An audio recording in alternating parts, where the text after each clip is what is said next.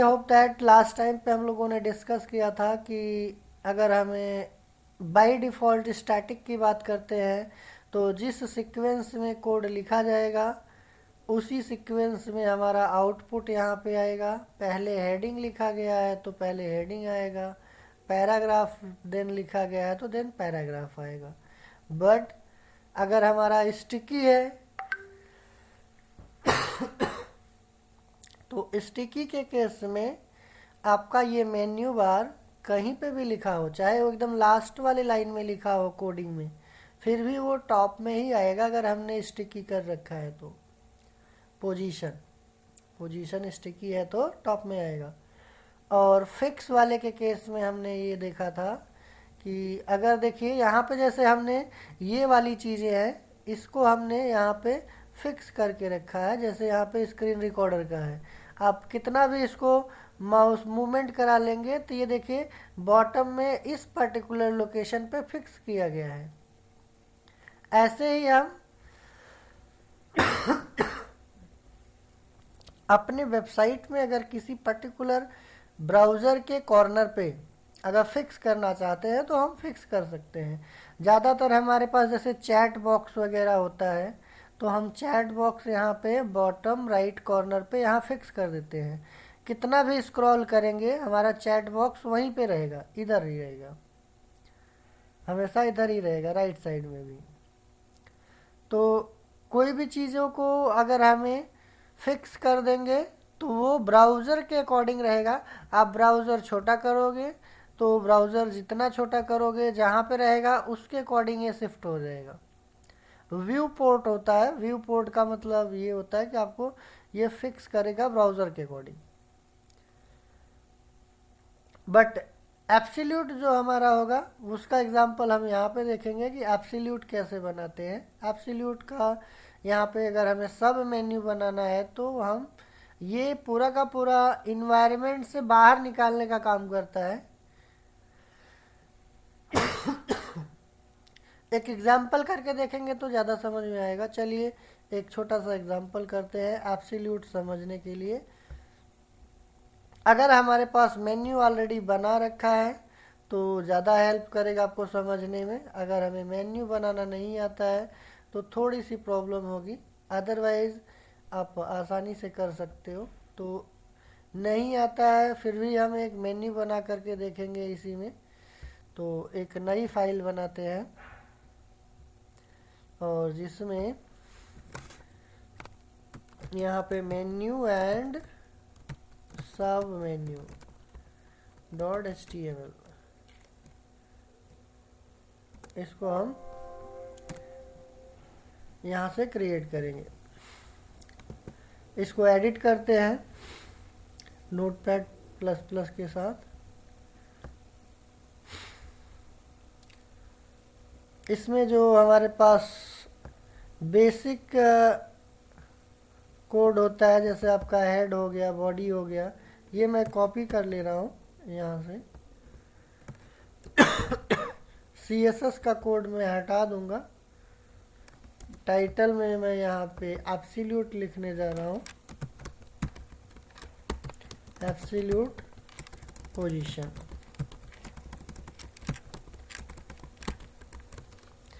और इसी में अगर हमें मेन्यू बनाना है तो बॉडी को हम यहाँ पे क्लोज करके एक HTML भी क्लोज कर देते हैं। अब ये फाइनली हमारा एक प्रॉपर फॉर्मेट हो गया। अब इसी में हम मेन्यू बनाना है, जैसे यहाँ पे कुछ UL टैग लगाते हैं। लास्ट टाइम पे जो हमने मेन्यू बनाना सीखा था कुछ UL-LI का यूज करके बनाना सीखा था। LI A href is equal to, यहाँ पे था होम, ए को क्लोज किया था और फाइनली यहाँ पे LI हमारा क्लोज हो गया था। इसी को हम यहाँ पे कॉपी पेस्ट करेंगे। इसमें हम home, about, gallery, contact, service, कुछ इस तरीके से हमारे पास बना करके रखा था लास्ट टाइम पे। बट इसमें हम लोगों ने देखा था अगर हम ULLI का यूज करेंगे तो इसमें क्या होता है कि इसके आउटपुट में तो नॉर्मल जो लिस्ट, ऑर्डर लिस्ट होती है उसी तरीके से आएगी। इसमें हम लोगों ने ये भी देखा था कि अगर हम इसमें UL के अंदर जो हमारे पास LI है उसका लिस्ट स्टाइल अगर हम क्या कर दें, नन कर दें, लिस्ट स्टाइल नन, तो जो बुलेट्स बन के आ रही थी वो बुलेट्स गायब हो जाएंगी। और हमने इसी को लिखा था डिस्प्ले, अगर हमने इन लाइन कर दिया था तो ये हमारा एक लाइन में आ गया था। और इसी में हमने दिया था मार्जिन, मार्जिन और पैडिंग समझने के लिए हम लोगों ने पहले दिया था कलर, बैकग्राउंड कलर में हमने ग्रे दे दिया या लाइट ब्लू दे दिया। तो यहाँ पे हमारे पास ULLI LIGHT, यहाँ पे T गायब हो गया है। इसको सेव करके रिफ्रेश करते हैं तो ये कुछ ऐसा था जिसमें हमें थोड़ी सी मार्जिन पैडिंग दी थी, जिसमें से हमने 20 पिक्सल मार्जिन दे दिया, पैडिंग हमने दे दिया 20 पिक्सल। तो मार्जिन पहले हम यहाँ पे देंगे तो देखिए कैसा दिखेगा, कंट्रोल X करके केवल हमने मार्जिन दिया है तो थोड़ा सा ये जो आपस में जो गैप है थोड़ा सा और बढ़ जाएगा। और बट पैडिंग देंगे तो ये थोड़ा सा जो बैकग्राउंड कलर लाइट ब्लू है उसकी साइज बढ़ जाएगी। यहाँ पे देखिए ये इसकी साइज बढ़ जाएगी ऐसे। और इसी में अगर ये जो काफ़ी दूर दूर लग रहा है इसको अगर हमें थोड़ा सा हाईलाइट करना था तो हमने इसके लिए एक UL टैग पे हमने एक CSS लिखी थी जिसमें जो बैकग्राउंड कलर हमने यहाँ पे दिया था वही सेम बैकग्राउंड कलर यहाँ पे भी हम पास करेंगे, जिससे जो गैप आ रहा है दोनों मेन्यू के बीच में वो हट जाए। बट यहाँ पे देखिए ये गैप के लिए अभी ऊपर नीचे इसकी हाइट कम है, तो जो मार्जिन पैडिंग हम यहाँ पे देते हैं सेम मार्जिन पैडिंग हम UL में भी देते हैं। आई थिंक दैट इससे हमारा मेन्यू एक प्रॉपर बन के आ जाता है। इसमें होवर एक्टिविटी जो हमने लगाया था वो चीज़ें अगर हम देखें तो ULLI के होवर पे हमें क्या करना है, बैकग्राउंड कलर हमें चेंज करना है। तो यहाँ पे हमने बैकग्राउंड कलर लिया, बैकग्राउंड कलर में हमने ग्रे दिया और इसको सेव करके यहाँ पे देखते हैं कि माउस ले जाएंगे तो हमें पता चलेगा। और यहाँ पे थोड़ा सा कुछ इस तरीके से इसके अंडरलाइन जो आ रहा है नीचे, इसको अगर हमें ये अंडरलाइन हटाना है तो इसके लिए हमें टेक्स्ट डेकोरेशन लगाना पड़ेगा। जैसे UL पे लगाया है वैसे A पे लगाना पड़ता है, वो लगाएंगे टेक्स्ट डेकोरेशन, डेकोरेशन नन। इसको अगर हम करेंगे तो ये जो नीचे अंडरलाइन, जैसे होम के नीचे अंडरलाइन है, अबाउट के नीचे, ये हट जाएगी। अब बात आती है कि सर्विस के अंदर हमारे पास कई सर्विसेज हो सकती हैं, सर्विस 1, सर्विस 2, सर्विस 3। तो इसके लिए हम क्या करेंगे, इतनी चीज़ें हमारे पास देखा जाए तो ये मेन्यू के लिए हो गया हमारा CSS फॉर सिंपल मेन्यू। अब हम यहाँ से इसको कॉपी करके क्या करेंगे, सब मेन्यू के लिए कोड लिखेंगे। सब मेन्यू का कोड इससे भी छोटा हम कर देंगे, इसमें ज़्यादा ज़रूरत नहीं पड़ेगी हमें। And the end simple menu, the end CSS for simple menu. ये हमारा यहाँ से सिंपल मेन्यू का CSS यहीं से है, ख़त्म है। अब इसमें हम क्या करेंगे, सर्विस के अंदर कुछ चीज़ें हम बढ़ाएंगे। जैसे अगर सर्विस के अंदर कोई चीज़ लिखना है तो हम फिर से LI के अंदर आएंगे। नेस्टेड टेबल में हम लोगों ने पढ़ा था कि TD के अंदर भी हम टेबल टैग लगा सकते हैं, तो UL LI के अंदर भी हम एक UL फिर से लगा सकते हैं। तो यहाँ पे UL के बाद ही क्या करेंगे, LI के अंदर ही फिर से एक UL लगाएंगे। ऐसा क्यों कर रहे हैं, क्योंकि हमें क्या करना है, एक सब मेन्यू क्रिएट करना है।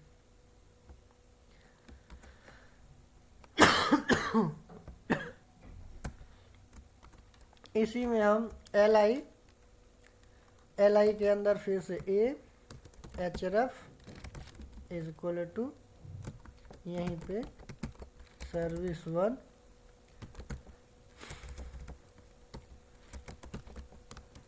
और यहाँ पे A को क्लोज करेंगे, LI को क्लोज करेंगे। फिर से यहाँ पे हम service1 service2 को क्या करेंगे, कॉपी पेस्ट कर लेते हैं। इसी के अंदर हम मेन्यू लिखेंगे service1 service2।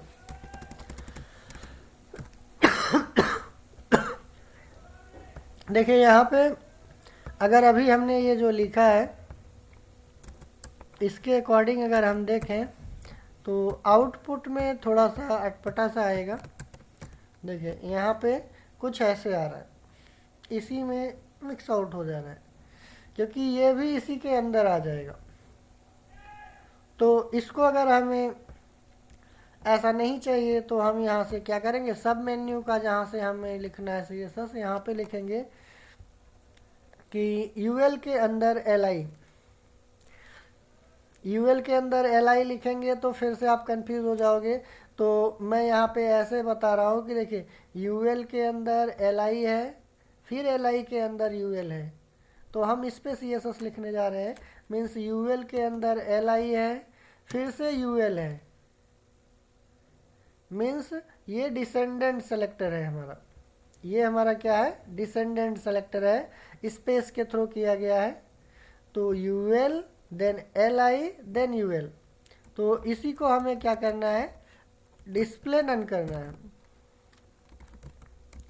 डिस्प्ले नन कर देंगे तो ये हमारा दिखना बंद हो जाएगा। देखिएगा यहाँ पे ये दिख नहीं रहा है, लेकिन हम चाहते हैं कि दिखे। कब दिखे, जब हम उस पर माउस ले जाए। तो UL के LI पे होवर करेंगे तो चाइल्ड वाला इसका आ जाना चाहिए, इसका चाइल्ड क्या होना चाहिए, आ जाना चाहिए। क्या होना चाहिए, डिस्प्ले ब्लॉक।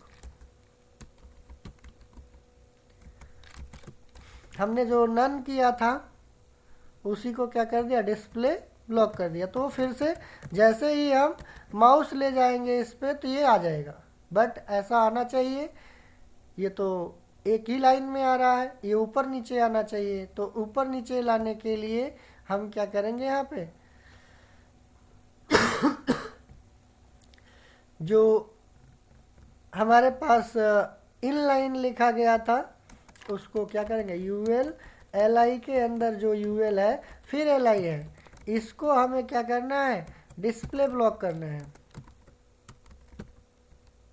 डिस्प्ले ब्लॉक करेंगे तो ये जो हमारा था, जो सेम लाइन में आ रहा था, वो अब हमारा सेम लाइन में आने की बजाय ये क्या करेगा, ऊपर नीचे आएगा। देखिए ऊपर नीचे आने लगा।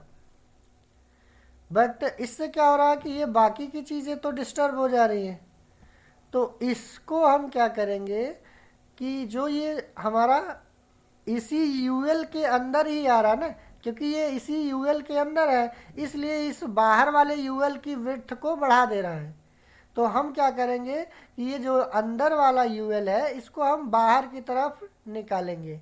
कैसे निकालेंगे, बाहर की तरफ यहीं से हम जाएंगे। तो जो हमने ब्लॉक किया है, ब्लॉक की जगह पे हम एक पोजीशन लगाएंगे, पोजीशन को एब्सोल्यूट करेंगे। एब्सोल्यूट करते ही हमारा उस यूएल से बाहर आ जाएगा। देखिए अब ये सर्विस 1 सर्विस 2 हमारा जो यूएल की विड्थ को बढ़ा दे रहा था, हाइट को बढ़ा दे रहा था, अब वो उससे बाहर हो जाएगा। अब हमारा ये अंदर वाला यूएल बाहर वाले यूएल से कोई लेना देना ही नहीं रह जाएगा। तो इससे क्या हो रहा है कि हमारा एब्सोल्यूट करने से आउटसाइड यूएल का इनसाइड यूएल से कोई लेना देना नहीं है।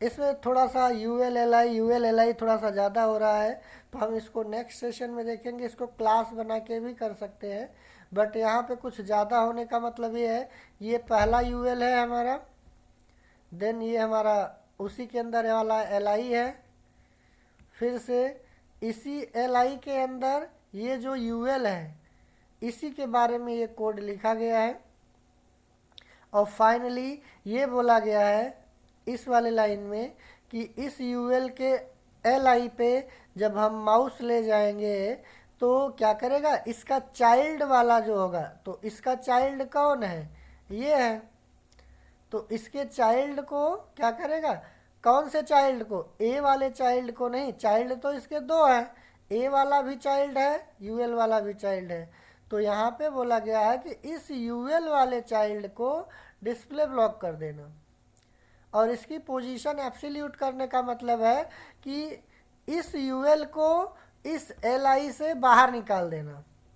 अगर हम पोजीशन एब्सोल्यूट करेंगे तो इसका जो हमारा स्टैटिक फ्लो था उससे कोई लेना देना नहीं होगा, स्टैटिक से बाहर आ जाएगा। स्टैटिक का मतलब ये था कि जिसके बाद जो लिखा गया है वही आना चाहिए, और इसके पहले तक वही हो रहा था। यहाँ पे अगर हम पोजीशन हटा दें तो ये हमारा स्टैटिक कहलाता है कि जिसके बाद जो लिखा गया है वही आएगा। एल आई के अंदर है तो एल आई के अंदर ही आ रहा, देखिए ये उसी के अंदर आ रहा है, इसके बाहर नहीं जा रहा, क्योंकि ये बाहर वाले को बड़ा कर दे रहा है।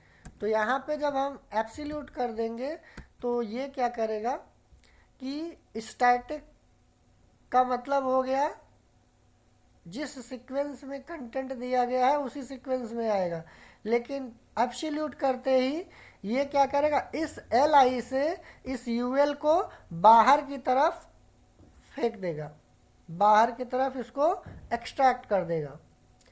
अब उसके बाद जब बाहर आ जाएगा तो हमें क्या करना है कि इसको भी यूएल के अंदर एल आई है, फिर से यूएल के अंदर एल आई है, तो हमने ये यूएल के अंदर जो एल आई लिखा था ये ऊपर हमने ऑलरेडी लिख रखा है डिस्प्ले इन लाइन होना चाहिए।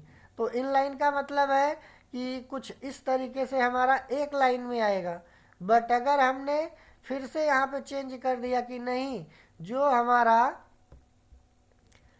यूएल के अंदर एल आई है फिर से यूएल के अंदर एल आई है, तो उसको डिस्प्ले ब्लॉक कर देना। यहाँ तक के लिए तो इनलाइन है, बट इसके अंदर अगर कोई यूएल एल आई है तो उसको डिस्प्ले ब्लॉक कर देना। मीन्स ये जो अंदर वाला है इसके लिए बोला गया है यूएल के अंदर एल आई है, यूएल के अंदर एल आई है, फिर से इस एल आई के अंदर जो यूएल एल आई है इसको डिस्प्ले ब्लॉक कर देना, तो ये टॉप टू बॉटम हो जाएगा, फिर सेम लाइन में नहीं आएगा। बाकी इसकी पोजीशन थोड़ी सी सेट करनी है तो हम पोजीशन भी सेट कर सकते हैं। पोजीशन सेट कैसे करेंगे, जो अभी हमारा यहाँ पे देखें इसके मेन्यू में, तो ये मेन्यू इसको रिफ्रेश नहीं किया था हमने, रिफ्रेश कर दिया तो ये देखिए थोड़ा सा अभी हमारा लेफ्ट में जा रहा है, तो इसको हम मार्जिन लेफ्ट थोड़ा सा बढ़ाएंगे। यहाँ से जहाँ पे हमने होवर किया है इसी में जाएंगे, लिखेंगे मार्जिन लेफ्ट और 20 पिक्सल्स और इसको रिफ्रेश करेंगे। यहाँ पे I think that margin left है तो पैडिंग लेफ्ट होगा। इसको थोड़ा सा और बढ़ाना पड़ेगा। ये जो हमने मार्जिन पैडिंग जो कर रहे हैं ना, मार्जिन लेफ्ट इतने से नहीं काम चलेगा। मान लो हमने यहाँ पे 100 200 देते हैं, देन आपको फ़र्क पता चलेगा। देखिए ये अब इधर आ रहा था, फिर इधर आने लगा। तो इसको आप अपने हिसाब से आप लेफ्ट मार्जिन सेट कर सकते हो कुछ इस तरीके से। अब इस पे हम लिंक लगा देंगे, हो जाएगा आसानी से। ऐसे बाकियों के लिए लिखना रहेगा तो आपको कुछ करना नहीं है। अब कोड आपने लिख रखा है तो सीधे कॉपी करना रहेगा। गैलरी 1 गैलरी 2 करना है तो यहाँ पे जाइए, इसी के LI में। एक ये बेसिक कॉन्सेप्ट है कैसे हम एब्सोल्यूट लगाते हैं, कैसे मेन्यू के अंदर सब मेन्यू बनाएंगे। यहाँ पे देखिए गैलरी में कर रखा है तो यहाँ पे गैलरी 1 हो जाएगा, गैलरी 2 हो जाएगा। बाकी कोड आपका सिमिलर ही रहेगा। CSS का थोड़ा सा चेंज हो सकता है, आपको उसकी पोजीशनिंग शिफ्ट करने के लिए ज़रूरत पड़े, बट आगे चल करके हम यहाँ पे देखिए इसका हमने पोजीशन देखिए यहीं पे आ रहा है, सर्विस का भी आ रहा है, गैलरी का भी आ रहा है। तो इसको शिफ्ट करना है तो चाहे तो अभी के लिए मैं बता दे रहा हूँ कि आप इन लाइन लिख सकते हो बट ऐसा कोई ज़रूरत नहीं पड़ती है। आगे अभी और भी हम लोग डिस्कस करेंगे। अगर आपको लगता है कि नहीं अभी इसको यहीं पे करेक्ट करना है तो यहाँ पे जो मार्जिन हमने लेफ्ट लिया था इसी को हम इनलाइन CSS करके 500 पिक्सल दे दिया और यहाँ से सेव कर दिया। तो ये गैलरी हमारा यहाँ पे देखिए आने लगा, तो इसको आप शिफ्ट कर सकते हो। ये बेसिक कॉन्सेप्ट है कैसे एब्सोल्यूट लगाएंगे। बाकी अभी इसको आप और मॉडरेट कर सकते हो और मॉडिफाई कर सकते हो अलग अलग तरीके से। एब्सोल्यूट का आपने देखा कि कैसे हम इसको इस मेन्यू में से बाहर निकालते हैं। तो किसी इन्वायरमेंट से बाहर निकालना होता है तो उसको हम एब्सोल्यूट कर देते हैं। इसको आप देख लीजिएगा। बाकी इसमें और हम एक और आपको इसके पहले की भी एक्सरसाइज है, मैं उसको भी शेयर कर दूंगा। इसको और भी कस्टमाइज किया जा सकता है। इसमें हमने केवल इतना ही CSS लिखा है सब मेन्यू के लिए, बट इसको और भी तरीके से करेंगे तो हमें उतनी ज़रूरत नहीं पड़ेगी जो हमें यहाँ पे दूसरे मेन्यू के लिए फिर से मार्जिन लेफ्ट पैडिंग लिखना पड़ा है, वो लिखने की ज़रूरत नहीं पड़ेगी। थोड़ा सा इसको हम नेक्स्ट सेशन में और अच्छे से करेंगे जिससे कि आपको ये इनलाइन CSS लिखने की ज़रूरत न पड़े। एक ही बार CSS लिख दे तो सबके लिए काम करे। तो इसमें केवल इतना सा आप समझिए कि एब्सोल्यूट कहाँ पे लगाया गया, कब लगाया गया, कैसे लगाया गया। बाकी इसको और भी अच्छे से ट्राई करेंगे। इसका मैं एक और लिंक शेयर कर दूंगा, उसको भी आप चेक कर सकते हो।